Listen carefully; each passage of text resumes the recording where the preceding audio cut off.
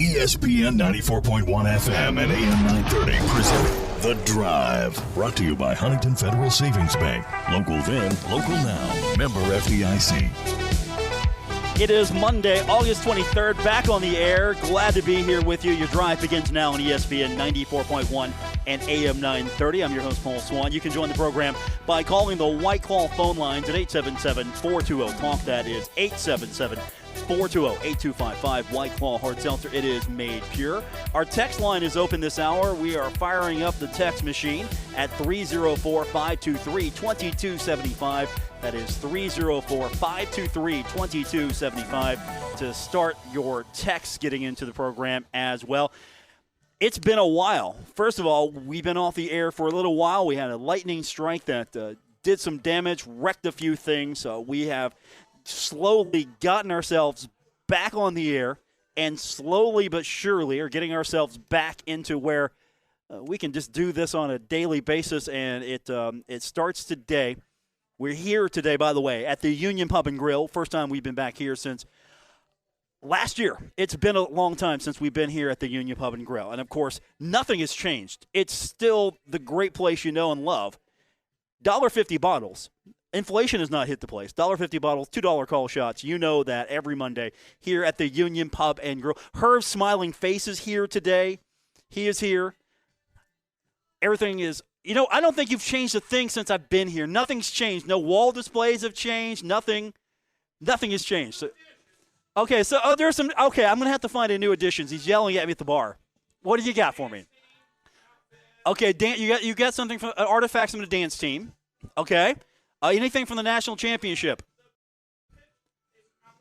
Okay, he's working on Chris Grassian something from the national championship. Okay, so he. Okay, so you've got softball jersey. See, there's new things here all the time at the Union Pub and Grill. You missed that. Me and Herb just yelling back and forth here, him unmiked, but that's okay. We are here, going to be doing this for the foreseeable future. And, of course, this is a great place to come and watch all your Thundering Herd athletics. If you can't be at a game, Herb will get it on the TV for you. That means soccer. That means softball. That means football. Everything you can possibly imagine. If you want to follow the Thundering Herd, you can't be there. Well, the next best place to be, it's here at the Union Pub and Grill. So we're here. I'm excited to be here. We've got coming up on the program today, we're going to hear a little bit from Coach Huff. Had a chance to catch up with him on Saturday, and he's doing things a little bit different than Doc did. And Saturdays is my opportunity to sit down and talk to him. Well, let me rephrase that. You don't sit down with Coach Huff. You might sit down. He's standing. And so scrimmage Saturday, he had some things to say, so we're going to get into that, what his impressions are. And I know you're kind of dying for some really juicy information. What's the team going to look like? What's Coach have to say? What's the game plan for Navy? We've got some of that. Not all of it, not maybe in the specifics you want, but we have got that. And, of course, we're going to have that for you coming up here, starting with the next segment. Yesterday, Marshall women's soccer in action, taking on Kentucky. Did not go well. I was watching that, and I was really thinking that Marshall might have a chance here. If Marshall could hold this game, because it was pretty defensive back and forth. But the second half, it just did not go the Thundering Herd's way. And UK's Jordan Rhodes scored all three of the goals in the second half for Kentucky. And Marshall walks away with the loss. The Thundering Herd, the ladies, are going to play Ohio on the road this Thursday. Now, the men are going to be in action as well. And ahead of the men this week, good news. When you're the top-ranked team in the country, when you're the reigning, defending national championship holder, that means you're the best. You get picked as the Conference USA preseason favorite. The league has put the target on Marshall's back, and it was unanimous. So everyone voted for the Thundering Herd to be the unanimous team to win it all again in Conference USA. So that comes out today. I'm sure Chris Grassi has got to be excited, but to borrow a phrase from the head coach of the Thundering Herd, Charles Huff, that's rat poison. He doesn't want to probably hear that. Vitor Diaz, senior forward, named the preseason offensive player of the year. And Nathan DeSantos, your senior center, your center back, preseason defensive player of the year. So more honors coming for the Thundering Herd and the soccer team today. And, of course, you got Conference USA all preseason team, your goalkeeper, your midfielder, and your redshirt junior forward, Milo Yosef, all making the team. So Oliver makes it as a preseason selection. Schneider makes it as a midfielder. And, of course, Yosef makes it as a forward. Charlotte had the next highest tally. Florida, Atlantic, and Kentucky, a couple of players each. Old Dominion and South Carolina on the list as well. Charlotte is going to be the team that challenged. They come in as second in Conference USA in the preseason and the prediction. And, of course, then you have newcomer. We can't wait to see what they offer, what they bring in to Conference USA. But Coastal Carolina picked fourth in the standings as far as teams that are going to contend for the championship. But it's a unanimous decision here. The Thundering Herd picked to win Conference USA in soccer once again. And that's what you want. You want to see that. You want to see Conference USA do that, have a team like Marshall that can really come in and maybe set the standard high, because Charlotte's second, Kentucky's third, and then you got newcomer Coastal Carolina coming in at fourth. And then the Florida schools, FIU and FAU, fifth and sixth in the poll. South Carolina comes in at seventh. Old Dominion's eighth, and UAB might be the pick to win Conference USA in football, but as far as men's soccer, UAB picked ninth. But still, you look at those top four teams, any one of those top four teams can win Conference USA. Marshall, Charlotte, Kentucky, Coastal Carolina, and maybe you get a challenge from FIU, FAU as well. But you look at this league, and it's why Marshall's having success recruiting to this league, because the top teams, and you bring in a new team like Coastal Carolina, and then you bring in West Virginia, you're going to have probably one of the strongest soccer conferences in NCAA. And right now, Marshall's on top. Marshall on top of the world right now. Top-ranked defending national champion. More honors coming to the Thundering Herd today. Other news, you've been following the story. Greenbrier County, the school board putting it off and finally making the decision today. Jim Justice, already the girls' coach, wanted to be the boys' coach. He wanted to be the next boys' basketball coach at Greenbrier East High School. And this has been decisive, or more or less divisive. Yeah. This has been divisive as far as what people in Greenbrier County think. So the vote goes today 3-2.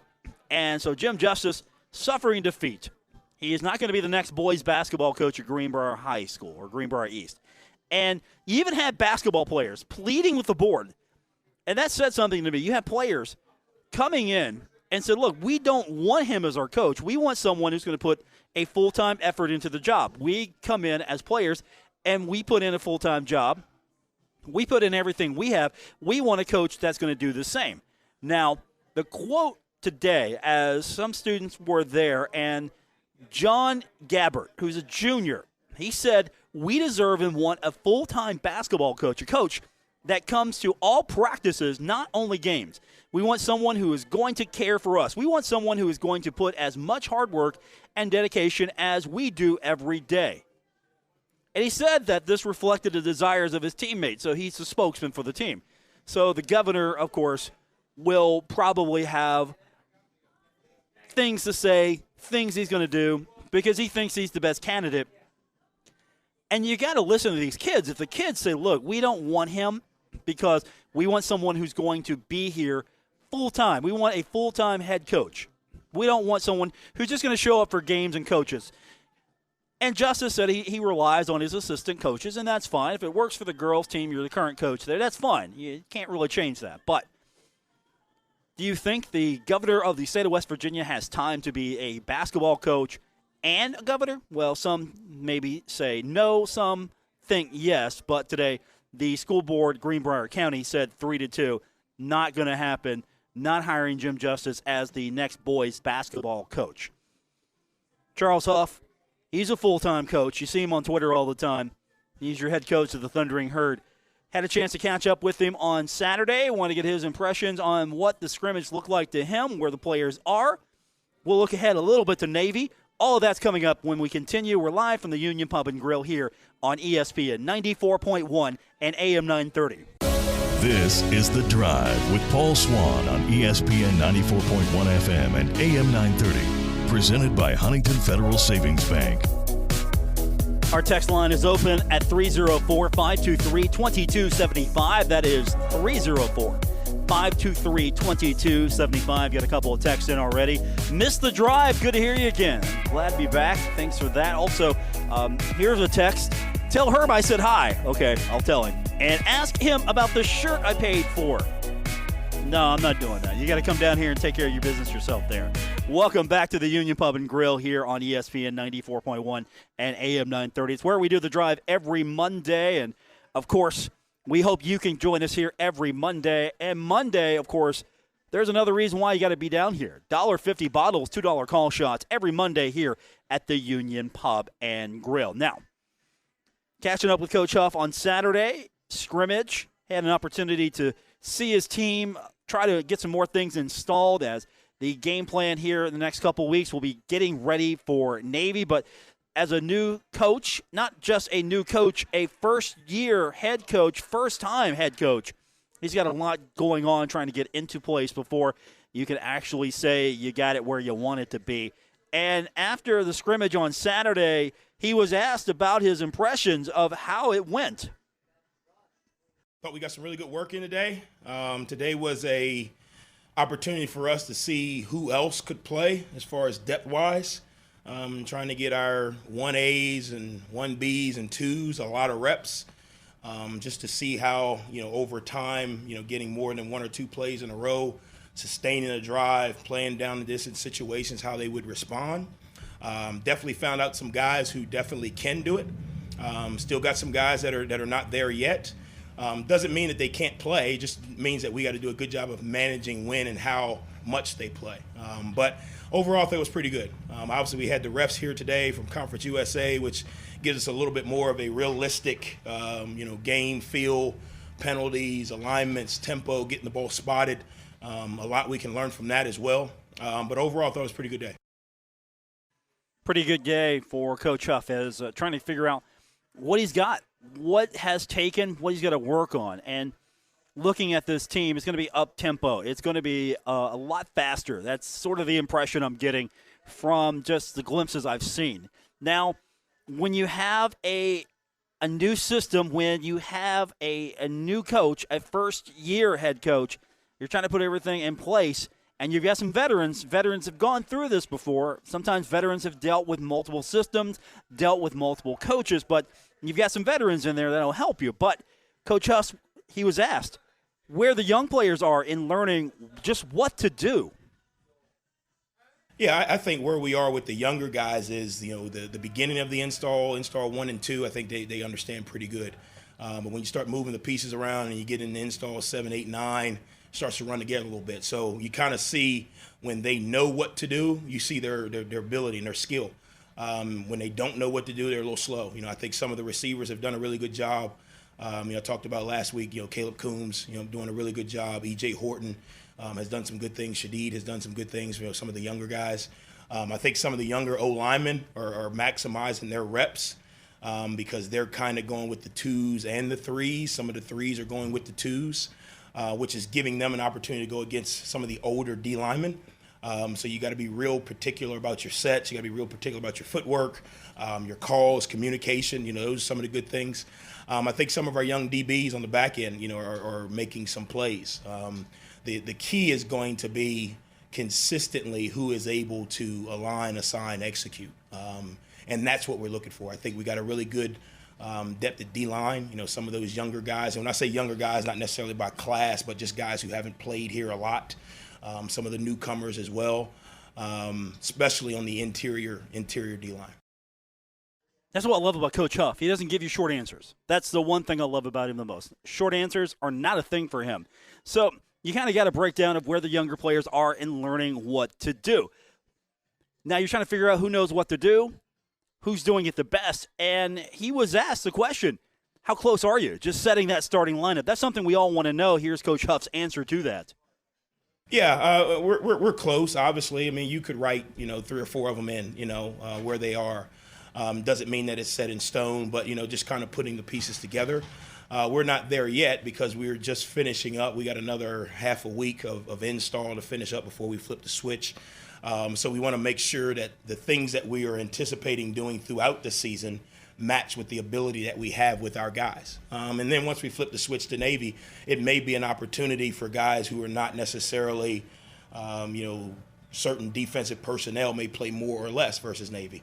Maybe not a certain offensive personnel may play more or less versus Navy. So probably by the middle of the week, we'll flip the switch and be able to kind of determine. We'll go back, review this film, clean some things up with the guys, final install, Monday, and then kind of, start to make the turn Tuesday, Wednesday. He's basically come out and said, look, if a guy doesn't start, doesn't mean anything other than we're going to have the players we need to do the things we need to do against the opponent. So you could see maybe a shakeup. You could see maybe a different starting lineup every game. Kind of part of the impression I'm getting that you want to have the most capable players there, but if there's something that someone does that you need, you start that player. So I'm getting that feeling a little bit from him. And, of course, I can probably name a couple of guys. I don't know. Grant Wells, he's probably starting. Another guy probably starting, Xavier Gaines. And Coach Huff just talked about him. He's been a guy who's been around for a while, and he brings a lot to the Thundering Herd. Yeah, I think he's done a really good job this camp of really dialing into the fine details of the routes, the runs, the protections. Before he was just kind of just running plays and his athletic ability was taking over. Now he's learning how to move defenders, how to find windows, understanding, if it's a 2-step route versus a 4-step route, where I need to be with the timing of the quarterback, understanding the blocking game, leverage and position. Obviously, his background is quarterback and high school athlete, so the blocking was new to him last year. I think he's improved greatly, with just understanding body position. He's gotten bigger, he's gotten stronger. So I think overall, it goes back to the more reps you can get, the more comfortable you get with doing whatever you're trying to do. Now, one thing that we need to talk about is the offensive line. That's going to be something that you got to make sure you've got everything in place, that you've got every player that you possibly can get on the same page, and there's some opportunities for players as well, because nothing is settled. The offensive line is not set in stone just yet. And so on Saturday, Coach talked about the progression of those young guys and that offensive line. Yeah, I think the beauty of it is because we're so deep on the D-line, even when we get into our second and third D-line versus our second O-line, those guys are still very talented, and we're rotating those guys in. So I think what it's doing is it's forcing the younger guys to grow up fast, because where they may have been able to kind of mature slowly because of the guy they're going against, same size, same speed, same knowledge, same amount of time in college, where they're going against a guy that's been here 2 or 3 years, faster, stronger, knows the game more. So now it makes them go back and say, okay, I got to have the right steps. I got to have the right footwork. I got to have the right call. I got to have the right hat placement. And over time, it's forcing them to become better players. And then you can go back on film and you can really point out, hey, look, when you take the right footwork and your hat's in the right place, you block the guy. Yeah, you're 20 pounds lighter than him and, 60 credits shorter than him. But when you do the right thing, you block the guy. When you don't, see what happens. And I think these kids these days are a age or generation of see it. So the more they can see it, the better they learn. He makes a point. If you do the right things, you block the guy. Easy, right? Sounds easy. We'll see what it looks like in reality. When we continue, we're going to hear his thoughts on the running back position. He's going to talk a little bit about the Navy game. Navy game offers some challenges, right? So we're going to talk about the Navy game with Coach Huff. We're going to hear about his thoughts on how the quarterback and the wide receiver timing looks. We're going to do all of that with you when we continue. We've opened up the text line for you. The text line is real simple. All you have to do is send us a text. You know how to do that. You know how to send a text. The text line, 304-523-2275. That's 304-523-2275. 2275 to send me a text on our text line this hour. Also, you can join me on Twitter. Do it the old-fashioned way, at Paul Swann. We got more coming up. We're here today at the Union Pub and Grill. It's The Drive on ESPN 94.1 and AM 930.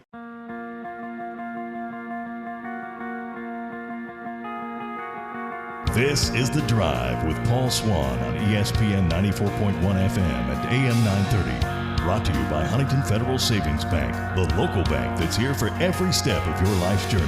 Member FDIC. We're coming to you today live from the Union Pub and Grill. Hey, we're back. College football season's back. We're back here at our old, famous, familiar place, the Union Pub and Grill, every Monday. And don't forget, every Monday at the Union Pub and Grill, $1.50 bottles, $2 call shots. And, of course, you got me, you got Herb. What else do you want? It's here at the Union Pub and Grill.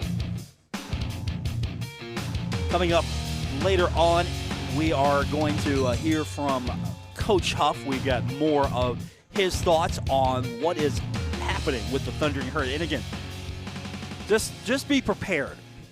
We're not going to get specifics. I don't think he's just going to outline it for me. Hey, Coach, what's your game plan against Navy?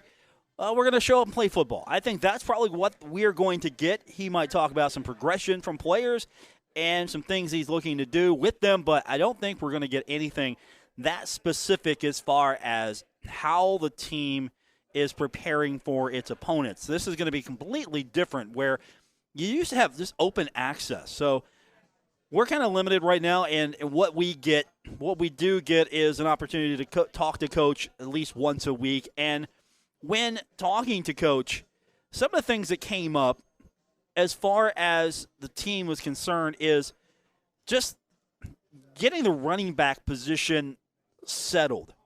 And what I mean by that is you got to love the fact that you've got running backs that can block. You've got guys that are physical that can go in and block. And Coach Huff, being a running back coach guy, he had an interesting take on this. He's basically saying, look, yeah, that's great and all, but I'm really not drawing up the plays to have the running back just go up and block. Yeah, I think overall, people get excited about, running back blocking. I don't design plays where the running back should be blocking the D-line. I try to keep them blocking linebackers or safeties or perimeter guys. But I do think what it allows us to do is it allows us to be more creative on offense, because we have backs that are versatile. We can get them out of the backfield. You go empty protection, you release the back out of the backfield, somebody's got to peel or somebody's got to cover. So it forces defenses not to be as aggressive. What you're trying to create on defense is you're trying to create 5 single blocks and hope somebody wins. A lot of times for our guys, we got 4 or 5 guys who can win single blocks. Whenever you can create 4-on-5, you got a better chance. So offensively, if we can create some 4-on-5s by forcing the back to get out of there and not adding another guy to the party, it gives us a better chance. I do think with our backs' versatility, it allows the O-line to not be perfect, but to play with good effort, good fundamentals, good footwork, good leverage, and the backs can kind of make them right. Versus where you got a back who doesn't have very good lateral movement, or a back who doesn't see the game well. Hole's got to be perfect. Me, you, and Aunt Susie can run through it. But with our guys, they've got good vision. They've got agility. They can balance body control. They can change directions. So that allows some of the O-linemen, hey, you know what? I did get beat. Let me just cover the guy up. Back makes you right. Hey, I'm going to tell you right now, Aunt Susie is a heck of a running back. I don't know what Coach is talking about. Aunt Susie can run. So no more talking smack about Aunt Susie. He's got a point. If you've got a running back who's doing everything right, it doesn't have to be perfect as you hit the hole. The hole doesn't have to be perfect, just the opportunity to get through it. And if the running back's doing his job, he can make it work. Now, with all of that said, we got to get ready for a game eventually, right? Thundering Herd coming up here in the next couple of weeks, getting ready for a game. Navy, first game out, taking on the midshipmen. Navy's a good team. Year in and year out. They're a challenge, and unless you play them on a yearly basis, they're going to be a challenge for you, right? Kind of an unorthodox style of football, or an old school style of football. And as the head coach of the Thundering Herd, first year head coach of the Thundering Herd, first time head coach, first year, Thundering Herd. Playing Navy, is that a blessing or is that a curse? I think it's a blessing. I mean, I'm beyond humbled to be in this position. We got a tall task ahead of us. I think Navy is a phenomenal team. You look at the history of Navy; they're a good football team. I told the guys today, it's not going to be an easy task. And I think because it's Navy and because of what happened with them last year, people just kind of check it off. Not me. Wrong head coach. Wrong program. These guys are good. These guys are good. They're physical. They have a system that works for them. They understand it. The players understand it. You watch them on film. It doesn't matter what the score is. They play with an intensity and focus, fire, passion. Defensively, they play hard. So preparing our guys for that. Do I think we'll be ready? I think we're working toward that. But everybody in the organization, everybody in this community has got to fully understand it takes everybody being on board. It takes everybody being on board in order for us to achieve the things we want to achieve. And in that first game is to play very good against Navy. We got to minimize mistakes. I think that showed up a little bit today with the officials and, a few extra flags. When Coach Huff calls a flag on the defense in practice, it's you're an offensive coach. Well, today I didn't call any flags, and there was a few flags on the defense. When Coach Huff calls a flag on the offense in practice, you're trying to make up for the defense where you just, called them a bad play. So I think, again, anytime we can get our guys in these game-like situations and force them to react and not kind of anticipate, I think we can really find out who can do what. That's a scrimmage report for you right there. Coach Huff not calling anything, letting the officials make all the calls. And that's a good way to get these guys into the system, do the right thing. Now, with the new system, does Navy offer a challenge in preparation? And what I mean by new system, how you go about doing your daily work, how you go about your schedule, how about your cadence, how you go about handling your business on a weekly basis. Do this on Monday, do this on Tuesday. Wake up, have Special K cereal on Monday. Have some Honey Bunches of Oats on Tuesday. Get a routine, get a schedule. Throw that out because Navy offers a challenge in preparation, right, with a unique style of play, right? Well, not so fast, according to Coach Huff. No, I think, the process is the process. I think you got to trust it. Obviously, there'll be things we tweak, moving closer to Navy, but we wouldn't start any opponent, probably for about a week and a half before the game because, again, these kids, you don't want to start too early because it'll become a little monotonous. So I don't think it changed it. I think it just has a little bit more attention to detail when you do flip the switch because of what they do, how effective they've been doing it, and then overall just the nature of the first game, if that makes sense. So trust the process. Hashtag trust the process. Couple of things to wrap up with Coach Huff. One name that is coming up time and time again with him is true freshman Caleb Coombs. Here's his thoughts on Caleb. Yeah, I think, one of the things with him is when he knows what to do, he's really good. When he doesn't know what to do, he's not good. So as a coach, you get excited because, again, the more he can learn in this short window of time between now and September the 4th, the more he's going to be able to help us. But you also get concerned because if he only knows a handful of things, well, we can't say, hey, put Coombs in to run this play. But what it does is it shows that even the younger guys in the room with a kind of older guy heavy room, you got Talik, you got Corey, you got EJ, you got Shadid, you got guys who have played the receiver position older. But when you get a younger guy in there who's also showing flashes, it shows you that hopefully down the road as the season goes on, you'll be able to use his ability to help supplement with those other spots. And finally, the thing that you're all wanting to know the most about. How's the quarterback coming? How's Grant Wells coming along, right? How's he working out with the wide receivers? Is it going to be fast pace? Is it going to be throwing the ball down the field? Are they going to be chucking it? Is it going to be video game-like? What's that going to be like? Well, you got to get everybody on the same page first on that timing before you can start going all crazy. But Coach Huff, he talked about that progression. So far, so good. Yeah, I think it's gotten better. I would say the first couple weeks they were all kind of breathing heavy. So it's hard to kind of, have good time and rhythm and technique when you're breathing heavy. I think we're closer to in shape now. We're not there yet because you can kind of see it back in the scrimmage. Things get a little sloppy. But I think over time we'll be there. And what it allows you to do is it allows you to play with a lot more confidence. It allows you to play with a lot more rhythm. I think any athlete will tell you rhythm is a big piece of whatever you're trying to do. And the faster we can play, the better rhythm we can generate. And usually what happens is the more people start to execute when you're in a rhythm. When you have kind of lulls of up and down, you're slow, you're fast, you kind of promote inconsistency. But when you got a rhythm, it's kind of like, it keeps the ball rolling. It's like pitching. You start throwing fastballs, you can get more near the strike zone. But if you're trying to mix up 7 different pitches, it makes it a little tough. It's Coach Huff talking about that timing between the wide receivers and the quarterback. That's going to be key. You're going to be chucking that ball down the field, right? You're going to be going deep, trying to open things up. One more week to go, then we get into game week. How about that? We are closer than you think. And just to illustrate a point, we're here today at the Union Pub and Grill. That means football season is almost back. If you can't get to the game, of course, you can watch the game here at the Union Pub and Grill. And while you're here at the Union Pub and Grill, don't forget, there's one thing above all that the Union Pub and Grill is known for, and that is the Southern Belle. You don't know what a Southern Belle is? You don't know what a Southern Belle is? What? You don't know that it's a secret formula with Canadian Club Small Batch Classic 12-year-old whiskey, Peachtree Schnapps, Energy? I'm not going to give it all to you. You got to come and get it.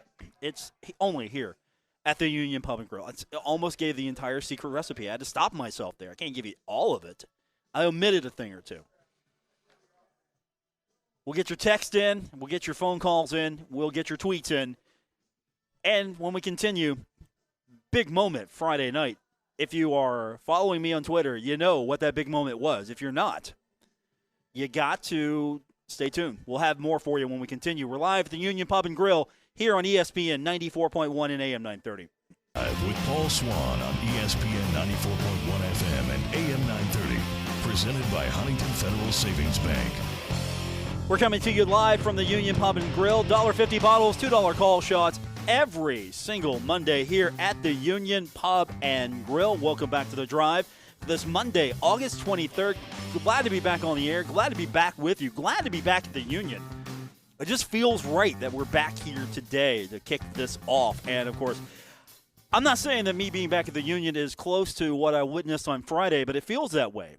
And I checking the text line, by the way. And if you haven't done that yet, we're opening up the text line for you. We do that at 304-523-2275. And, of course, you can do it the old-fashioned way with the White Claw phone lines at 877-420-TALK. Or you can hit us on the text line at 304-523-2275. And here's Jeremy. Love hearing you back on the radio, Paul, and from the Union. Need some comments about CM Punk's return before the hour is over. Okay, I can do that. By the way, this is the portion of the program where we talk professional wrestling, not wrestling, wrestling, professional wrestling. And Friday night was AEW. New show on TNT. This is the second the promotion is doing on TNT. It is called Rampage.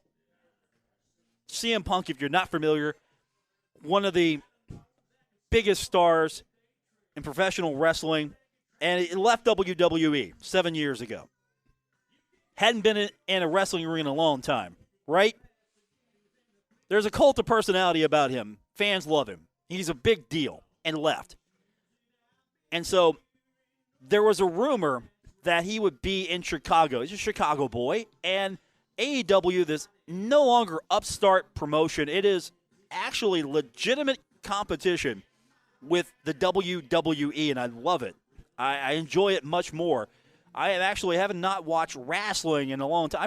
Last time I watched wrestling on a, okay, I'll call it wrestling. Last time I watched, probably consistently, maybe CM Punk was there. But big night. It's at the United Center. The crowd was hot. The crowd was huge. They were expecting this because it got leaked that he might be making an appearance, and so he does. He makes an appearance And he gets to the middle of the ring after a long walk, and the United Center is just hot for him. People are losing their mind. I mean, there's one guy crying. The camera, I don't know if it was staged. I don't think it was staged, but there was one guy crying when CM Punk came out.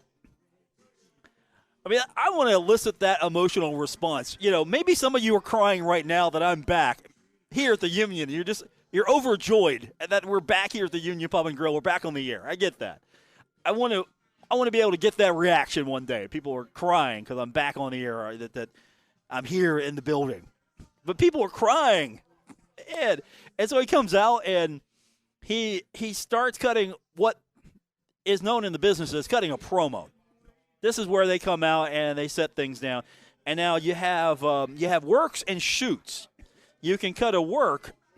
It's like it's setting up the storylines. And then you got shoots where you're speaking from the heart. You're speaking the truth. And he was shooting. He was seriously shooting. He cut the promo. He was talking to the crowd. He was sitting in the middle of the ring. It was like he was back at home. It was like a fireside chat. And he talked about his departure from when he was coming up in the Ring of Honor. And he said that was the day he left professional wrestling, and he's back now. And there's a lot of fresh, new, young talent coming up in AEW. So if you ever had a passion for professional wrestling before, this promotion might rekindle that. And there's a lot of guys he's never worked with. So he's excited about this. This is a big deal coming back. I mean, if you follow any of the Thundering Herd media, there are a few people who also were getting emotional. Tom Bragg, one of my favorite Thundering Herd media members over at Herd 247. I don't know if he was still teared up on it. I think he teared up a little. I'm going to have to confirm that, but I think Tom Bragg over at Herd 247 teared up. Just a little bit. I don't know. You can check his Twitter feed out, but I think there's a lot of excitement here for professional wrestling. And, of course, I'm keeping it to this segment. And, of course, Jeremy wanted me to get my thoughts in on CM Punk's return. I thought that was amazing. I thought on Wednesday night, the main show, Chris Jericho had to come out. He had to wrestle his nemesis in the promotion. And he was under restrictions because that was the work that they were doing. They were working this, and he couldn't come out to his entrance music. So, and one of the most electric renditions of his theme song, the fans sang his theme song. And then he got beat, which shows what kind of guy he is, because you hardly for a long time would see top guys help put the other guys over. And that's what I like about Chris, is he was putting guys over. He wasn't going out there and trying to cement his legacy. He's cementing his legacy by putting people over, and now building helping build a strong young roster of talent that will grow. And so I'm excited. You got a nice mix of old guys. I mean, Arn Anderson's kid's going to be wrestling. I love that. I wouldn't be surprised if Ric Flair, he's a free agent, if he showed up. No, I don't know if that's going to happen, but if he showed up, that would be awesome. And then, of course, you got Dusty Rhodes kids that are a big part of this. They're here in this. And Wednesday was fun. The previous week was fun because if you are following this, there's a real-life dentist who is wrestling, and she is the world champion, the women's world heavyweight champion. And she went back to Pittsburgh, and they loved her. She got to throw out the first pitch with the Pirates, and the way the Pirates are playing right now, maybe they should sign her in the offseason. Maybe she can help the pitching. Who knows? But there you have it. That is my – I get to wave at people. There are like people walking in and haven't seen me since like the last time I was here doing this show. What was that, March of last year? That was fun. Again, there's people walking by just waving at me. We're here at the Union Pub and Grill, by the way. Every Monday, going to be here. It is, of course, the place to be. $1.50 bottles, $2 call shots. We've got that coming up for you every Monday here at the Union Pub and Grill. And, of course, if you want to watch Marshall sports, this is the place to be. Plain and simple. This is the place to be. If Marshall's playing, it's going to be on the TVs here And all your friends are going to be here at the Union Pub and Grill. Hey, the proprietor is even here. Herb Stanley is even here. That's amazing. So, first show in the books. We are calling it a night here. Music will hit here in a moment, and we will get back to ESPN Radio because, again, for those of you who haven't been following the saga, we took an electrical hit, so we're kind of doing limited programming right now on the station. And with that said, hopefully we'll get everything squared away sooner than later. But we are here today. A lot of people put a lot of effort into getting us back here at the Union Pub and Grill as we're getting closer to football season. So I want to thank my producer back in the studio, Gabriel Sellard. For Gabriel, I'm Paul Swann. This has been The Drive on ESPN 94.1 and AM 930, and, of course, streaming online at WRVC.com. Good night, everyone.